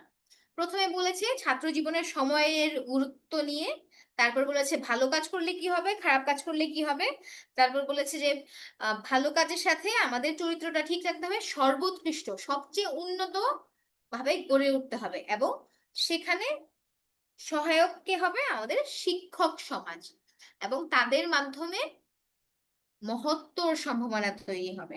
হ্যাঁ ইবরার, তুমি যে এরকম রাতের সময়ে সানগ্লাস পরে আছো, এখন তো সান রাইজেন না, এখন তো সান অলরেডি ডুবে গিয়েছে, sun has been set, sunset চলে এসেছে, এখন তো সানগ্লাস পরার কোনো নিয়ম নাই। তোমাকে সুন্দর লাগছে ইবরার, তুমি ডে লাইটে সানগ্লাস পরবা, ঠিক আছে, যখন সান সেট হবে না তার আগে। আচ্ছা, তাহলে আমরা এখানে কিওয়ার্ডস নিয়ে নিয়েছি, এখন আমরা কিওয়ার্ডস এর বিশ্লেষণ করব। দেখেন, প্রথমে যে বলেছিলাম যে বীজ বপনের সময় শ্রেষ্ঠতম সময়, সাফল্য এই সময়ের কর্মকাণ্ডের উপরে নির্ভর করে। যে এখানে আচ্ছা, এখানে আমি বাদ দিয়েছি এই কথা, যে সময় বীজ বপন করবে ভবিষ্যৎ সে রূপ ফল ভোগ করবে। আচ্ছা ধরেন বাদই দিলাম আমরা। তাই ছাত্র জীবন থেকে সুন্দর জীবন গঠনের চর্চা শুরু করতে হবে। ছাত্রদের জ্ঞান অর্জন ও চরিত্র গঠনে শিক্ষকের ভূমিকা সবচেয়ে গুরুত্বপূর্ণ। এখানে কি করেছে, আমি তো ধরেন আলাদা আলাদা করে দাগিয়েছি যে নিষ্ঠার সঙ্গে জ্ঞান এটাও করতে হবে, আর এটা না করে যদি হেলাই কাটাই তাহলে খারাপ আসবে। এখানে দুইটা লাইনকে একত্রিত করে লিখেছে যে সাফল্য অর্জন করতে জীবন গঠনের চর্চা করতে হবে। আর পরে গিয়ে শিক্ষক সমাজ আসলো, শিক্ষক সমাজ, শিক্ষকের ভূমিকা গুরুত্বপূর্ণ সেটা বলেছে, তাদের সঠিক নির্দেশনা পেলে শিক্ষার্থীর জীবন বিকশিত হয়। এই যে মহত্তর সম্ভাবনার কথাটা শেষ লাইনে চলে এসেছে, যে নির্দেশনা পাওয়ার মাধ্যমে শিক্ষার্থীরা তাদের জীবনের বিকাশ ঘটায়। মিসকে যেন করছিলেন, হ্যান্ড রেজ করার কথা বলেছিলাম, বলেন, কেউ একজন কথা বলতে চাচ্ছিলেন।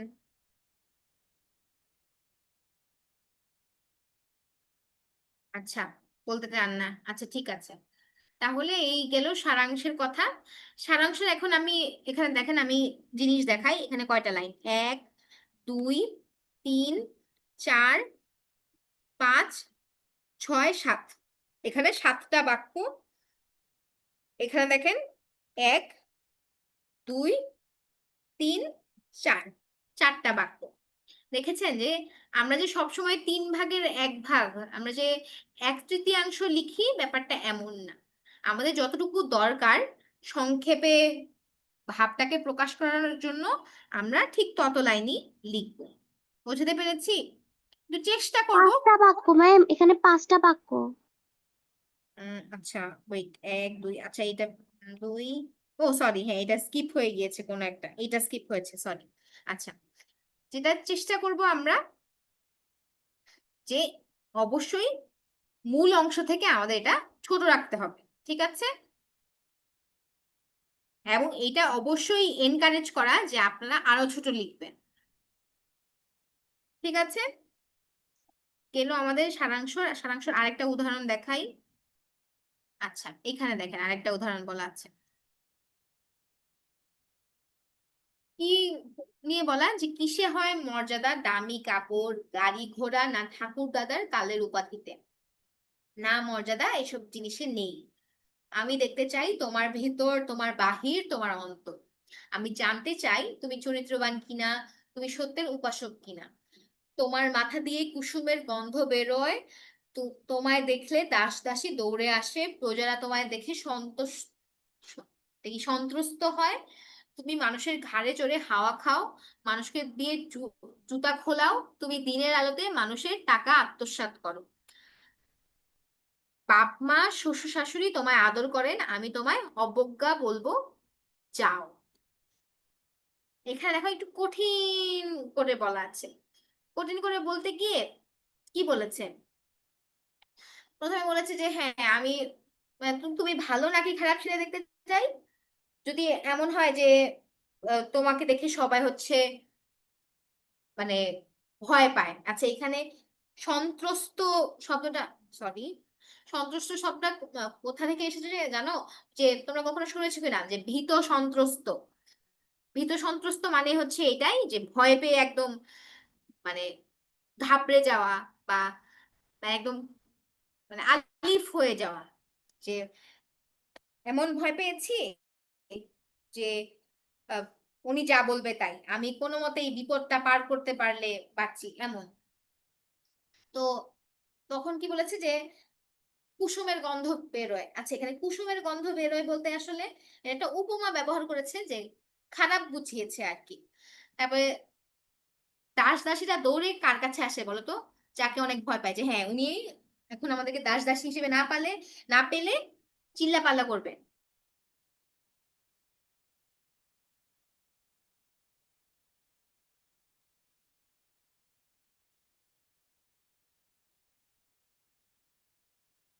আচ্ছা, তারপরে মানুষের ঘাড়ে চড়ে হাওয়া খাও, যে হচ্ছে ঘাড়ের উপর বসে আরাম করে।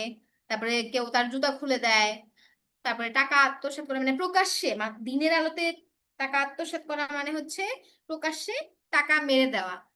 তারপরে হচ্ছে বাপ মা শোষা, এতে করে যদি এমনও হয় যে উনি উনাকে সবাই অনেক শ্রদ্ধা করে কিন্তু ভয়ও পায়, কিন্তু উনি ভালো কাজ করে না।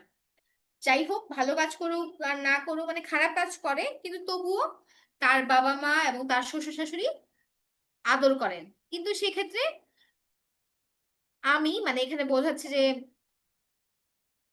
জীবন সঙ্গী বোঝায় আর কি, যে তোমাকে অবজ্ঞা বলবো। অবজ্ঞা মানে কি? পাত্তা না দেয়া, ধরো তার প্রতি কোনো মর্যাদা বা মনোযোগ না দেয়া, সেটা অবজ্ঞা করে বা তাকে অবহেলা করে সে কি বলবে? যে যাও। আচ্ছা, তারপর দেখো এখানে কি বলেছে, যে যারা সত্যের উপাসক, চরিত্রবান ও মনুষ্যত্ব বোধ সম্পন্ন, তারাই জীবনে সত্যিকার মর্যাদা লাভ করে। এখানে প্রথম লাইনটাই যে কিসে হয় মর্যাদা, এই কোশ্চেনটা দিয়ে তারপরে উত্তর দিয়েছে যে এগুলোতে নেই, এগুলোর বাইরে ভেতর, বাহির, অন্তর, চরিত্রবান, সত্যের উপাসক কিনা। যে ভেতরে বাহিরে, মানে তুমি ভেতরে বাহিরে ধরো তোমার কাজকর্মেও সেটা হবে, এবং তোমার মনের মধ্যেও ভালো জিনিস থাকবে। এবং ভালো জিনিসগুলা কি? তোমার চরিত্র ঠিক থাকবে এবং তুমি সত্যের উপাসক হবে। উপাসক বলতে কি বোঝায়? যে যারা সত্যের চর্চা করে বা পূজা করে। উপাসনা শব্দটা আসলে পূজা থেকে এসেছে, যে পূজা করে তাকে বলা হয় উপাসক। আচ্ছা, তারপরে বলেছে যে অর্থবিত্ত, গাড়ি বাড়ি, বংশ, এসবের উপর মর্যাদা নির্ভর করে না। এই যে দেখো, এই যে নেই বলেছে, যে নেই কথাটা মানে যে নির্ভর করে না, সেটার প্রকাশ ঘটেছে এই বাক্যে। তারপরে বলেছে যে মানুষের মর্যাদা নির্ভর করে মহৎ মানবিক গুণাবলীর উপর। তারপর তো বললোই যে এইসব খারাপ কাজ করে তুমি আমার কাছে ভালো কিছু পাবা না। তোমাকে যদি অন্যরা সম্মান করেও, আমি তোমাকে অবজ্ঞা করবো। আমি কখন তোমার ওপর মর্যাদা দেখাবো? যখন তোমার মাঝে মহৎ মানবিক গুণাবলী থাকবে। বুঝতে পেরেছি কিভাবে সারাংশ, সারমর্ম এসব আমরা লিখবো এবং ভাব সম্প্রসারণ করব। দেখেন, ভাব সম্প্রসারণ, সারাংশ, সারমর্ম, আমি দুইটা একসাথে পড়ালাম কেন? একটাকে আপনারা হচ্ছে টেনে লম্বা করবেন, আর একটাতে হচ্ছে আপনারা চাপাচাপি করে ছোট করবেন। বুঝতে পেরেছি? তো দুইটাই শিখলেন, দুইটা একটা আরেকটার উল্টা, যখন যেটা লাগবে তখন সেটা করবেন। তো দুইটাই জানলেন, এই দুইটার মাধ্যমে আসলে আমরা বাংলা ভাষার ওপর একটা মানে শক্ত, কি বলে, আহ ভিত্তি। আয়ত্ত করি আর কি। এখানে একটা ভালোভাবে বাংলা ভাষা আয়ত্তে চলে আসে যখন আমরা সারাংশ, সারমর্ম এবং ভাব সম্প্রসারণ ভালোভাবে বুঝতে এবং লিখতে পারি। আচ্ছা, তোমরা হচ্ছে আমাকে যে কোনো কিছু প্রশ্ন করতে পারো। আপনি কত সালে পরীক্ষা দিয়েছিলেন? আমি হচ্ছি তোমাদের ঠিক 11 বছর আগে পরীক্ষা দিয়েছিলাম, মানে 2014-তে আমি ক্লাস 6-এ ছিলাম। তারপরে 2015 সালের 10ই জানুয়ারি নাকি 7ই জানুয়ারি আমার পরীক্ষা ছিল।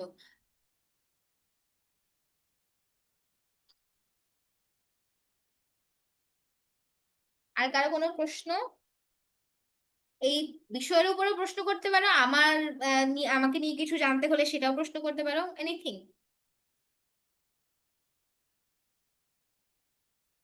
বা তোমাদের সহপাঠীদেরকে নিয়ে যদি প্রশ্ন করতে ইচ্ছা করে সেটাও করতে পারো।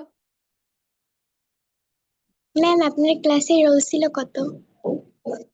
আমার ক্লাসে রোল ছিল কত? আচ্ছা, ক্যাডেট কলেজে হচ্ছে কোনো রোল থাকে না, মানে আমরা যেমন ক্যাডেট কলেজে কাদেরকে চান্স পাওয়ায়, যেমন এখন যদি স্ট্যাটিস্টিক্স বলি, এখন হচ্ছে তোমাদের পরীক্ষা দাও মোটামুটি 30,000-এর উপরে, আর সিট সংখ্যা তো সবসময় একই থাকে। 12টা ক্যাডেট কলেজ, 12টা ক্যাডেট কলেজে হচ্ছে 50 থেকে 55 জন ভর্তি হয়, তাহলে মোটামুটি 620-25 জন থাকি। যেমন আমাদের ব্যাচ, যেটা আমরা যারা 2015 সালে ক্যাডেট কলেজে ভর্তি হয়েছি, আমাদের মোট মানে সহপাঠী আমরা ক্লাসমেট, ক্যাডেট কলেজ ক্লাসমেট 621 জন আর কি, মানে ক্লাস 12-এ বের হয়েছি এইচএসসি পরীক্ষা দিয়ে। তো এরকম মোটামুটি 621 জন আমরা সিলেক্টেড হই। তাহলে এই যে এত 30-32 হাজার মানুষ পরীক্ষা দেয়, তার মধ্যে 630 জন যে আমরা সিলেক্টেড হই, আমরা কারা? আমরা সেরাদের সেরা হয়ে তারপরেই তো চান্স পাই, তাই না? তো এখন এমন হয় যে ধরো ক্যাট কলেজের ভর্তি পরীক্ষার পরে আমাদের তো পরীক্ষা থাকে, প্রত্যেক ক্লাসে পরীক্ষা হয়। তা আমার আমার রোল কখনো 4 হয়েছে, মানে আমার সবচেয়ে ভালো রেজাল্ট এমন হয়েছে যে আমি রোল 4 হয়েছে। আবার সবচেয়ে খারাপ রেজাল্টে আমি একবার রোল আমার 40ও হয়েছে। এবং আমাদের মোট ব্যাচ সংখ্যা, মানে ব্যাচে স্টুডেন্ট ছিল আমরা 54 জন ছিলাম। তো 54 জনের মধ্যে আমি একবার 40তম হয়েছি, আবার চতুর্থও হয়েছি। তো সাফল করে আসলে। ওই ধরো যখন 40তম হয়েছি সেই সময় আমি পড়ালেখাতে একটু গ্যাপ দিয়েছিলাম, এই জন্য আমি আমার বাকি ক্লাসমেটদের তুলনায় পিছিয়ে গিয়েছি। আর যখন চতুর্থ হয়েছি তখন অনেক কষ্ট করে পড়েছি এবং ভালো রেজাল্ট করেছি। তো ক্যাডেট কলেজে সবাই ভালো, যখন যে একটু ঢিলামি দেয় তখন সে পিছিয়ে যায়। ক্যাডেট কলেজে থাকে একটা নাম্বার, সেটাকে বলে ক্যাডেট নাম্বার। 2033 হচ্ছে আমার ক্যাডেট নাম্বার। এবং এই ক্যাডেট নাম্বার শুধু আমারই থাকবে, আমার কলেজে আর কাউকে এই ক্যাডেট নাম্বার দেওয়া হবে না। কিন্তু একই ক্যাডেট নাম্বার অন্য মানে ক্যাডেট কলেজেও আছে, ধরো 2033 অন্য ছেলেদের ক্যাডেট কলেজে আছে। কিন্তু মেয়েদের যে বাকি দুইটা, ফেনী আর জয়পুরহাট, ওরা তো অনেক পরে প্রতিষ্ঠিত হয়, এই জন্য ওদের এখনো ক্যাডেট সংখ্যা অত দূর যায়নি 2033 পর্যন্ত। যখন যাবে তখন 2033ও থাকবে। আচ্ছা, নুহা প্রশ্ন করেছে যে ম্যাম আপনার কি গত বছরের ক্লাস 5-এর বাংলা ভার্সনের স্টুডেন্টদের কথা মনে আছে? হ্যাঁ মনে আছে, মনে থাকবে না কেন? মিস আপনাদের যখন পরীক্ষা হতো আপনারা কি কেউ দেখা দেখি করে লিখতেন? মানে ক্যাডেট কলেজের ভেতরে পরীক্ষায় জি এটা মিস। কি সম্ভব? আমাদের এত মানে ধরো এমন হয় যে আমাদের একটা মানে অডিটোরিয়ামে আমরা পরীক্ষা দেই, অডিটোরিয়ামে তো নর্মালি হচ্ছে এরকম চেয়ার ফেলা থাকে, কিন্তু যখন পরীক্ষা হয় তখন ডেস্ক দিয়ে দেয়, এবং ডেস্কের মাঝখানে তোমরা হচ্ছে আরো 2টা ডেস্ক রাখতে পারবা। তাহলে মোটামুটি 2 সিটের গ্যাপ রেখে পরে সিট বসানো হয়। তো আমরা যে কথা বলবো, সে কথা যদি বলতে যাই পাশের জনের সাথে বা সামনের জন বা পিছনের জনের সাথে, যেই মানে ভলিউমে কথা বলবো ওই ভলিউমে টিচাররাই শুনতে পারবে। So we had no chance of doing দেখা দেখি। আচ্ছা ঠিক আছে, আমরা তাহলে আরো কোনো প্রশ্ন না থাকলে আমরা পরেরটাতে যাই। হ্যাঁ জুনায়েদ বলেন। মিস ক্যাডেট কলেজে যে ভর্তিটা হবো, এই পরীক্ষা দেওয়ার পর কি আমাদের পজিশন হবে না? পরীক্ষা দেওয়ার পরে কি হবে না বুঝিনি। মিস যে যেমন বিশ্ববিদ্যালয়ে ভর্তির সময় একজনের পজিশন আছে, যে ও না না, এত ক্যাডেট পজিশন। কলেজে আবার এরকম হয় না। ক্যাডেট কলেজে ধরো 3টা ধাপে পরীক্ষা হয়, তো প্রথমে তোমরা হচ্ছে লিখিত পরীক্ষা দাও, তারপরে ভাইবা দাও। আমি এখনো শিওর না যে তোমরা হচ্ছে আইএসএসবি দাও কিনা। আমাদের টাইমে আইএসএসবি ছিল, এখন আইএসএসবি আছে কিনা সেটা বলতে পারছি না। ম্যাম আইএসএসবি কি? Miss inter service selection board.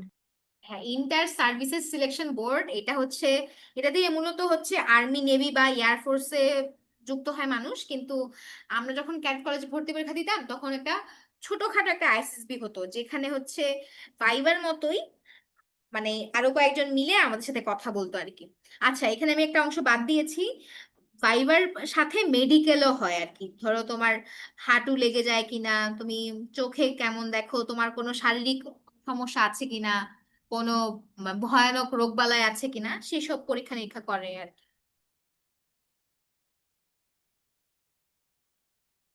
Miss ma'am, আপনার উচ্চতা স্বাস্থ্য কত? পরীক্ষায় কি রক্ত পরীক্ষা করে না?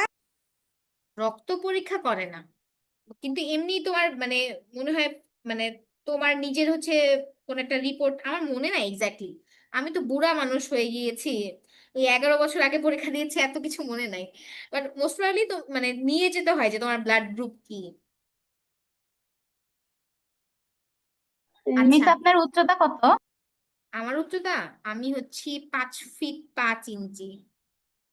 আর আমি যখন ক্যাডেট কলেজে যুক্ত হই তখন আমার উচ্চতা ছিল 5 ফিট 2 ইঞ্চি থেকে একটু বেশি, 2.5 ইঞ্চি থেকে একটু কম। মানে আমি ক্যাডেট কলেজে গিয়ে আরো 2.5 ইঞ্চি থেকে লম্বা হয়েছি, 2.5 ইঞ্চি প্লাস। মিস হ্যাঁ, আমার জামিল, উচ্চতা হচ্ছে 5 ফুট 3 ইঞ্চি। আমার ওয়েট কত হতে হবে? শোনো মানে ওয়েট আসলে একদম এক্স্যাক্টলি বলা যায় না, কারণ অনেকে দেখা যায় যে অনেকের হাড়ের ওজন থাকে। তো তোমাকে ধরো দেখতে, তুমি যদি অনেক হ্যাংলা পাতলা না হও বা অনেক বেশি ওভারওয়েট তোমাকে মনে না হয়, তাহলে ঠিক আছে, অসুবিধা নাই। আবার অনেক সময় হয় ধরো দেখতে তোমাকে একটু মোটা লাগে, কিন্তু তুমি রিটেনে অনেক ভালো মার্কস পেয়েছো, সেক্ষেত্রে ক্যাডেট কলেজ এগুলো কনসিডার করে। কারণ দেখা যায় যে অনেক অনেক মানুষ মোটা থেকেও যখন ক্যাডেট কলেজে চান্স পায়, ক্যাডেট কলেজের পিটি প্যারেডে ওরা হচ্ছে তাদের ওয়েট লস করে। জি মিস, বুঝতে পেরেছি। আচ্ছা, ঠিক আছে তাহলে বাবুরা, thank you, see you next time ইনশাআল্লাহ। জামিলের কি মিস প্রশ্ন আমার ছিল? এক বন্ধুর আমার বন্ধুর উচ্চতা হচ্ছে 4 ফুট 5 ইঞ্চি। সে ক্যারেটে জয়েন্ট দিবে, সে কি পারবে? আচ্ছা, 4 ফিট 5 ইঞ্চি, আমি যতদূর জানি ক্যাডেট কলেজে চান্স পেতে হলে অ্যাটলিস্ট 4 ফুট 10 ইঞ্চি হওয়া লাগে, মিস আমার 4 ফুট যতদূর মনে আছে। ইঞ্চি হ্যাঁ, তো 4 ফুট 8 ইঞ্চি হলে মনে হয় উচ্চতায় একটু গ্যাপ হবে। এখন ওই যে বললাম যে তুমি যদি রিটেনে অনেক বেশি ভালো করো, সেক্ষেত্রে দেখা যায় যে ক্যাডেট কলেজ অনেক সময় কনসিডার করে। যেমন আমাদের একজন ব্যাচমেট ছিল, ওর উচ্চতা ছিল 4 ফিট 9.5, মানে এখনো আধা ইঞ্চি হয় নাই। 4 ফিট 10, আমাদের টাইমে মনে হয় 4 ফিট 10 ছিল, আমি এক্স্যাক্টলি মনে নাই, মানে এতটুকু মনে আছে যে ওর আরো আধা ইঞ্চির গ্যাপ ছিল। তো সেটা ক্যাডেট কলেজ কনসিডার করেছে।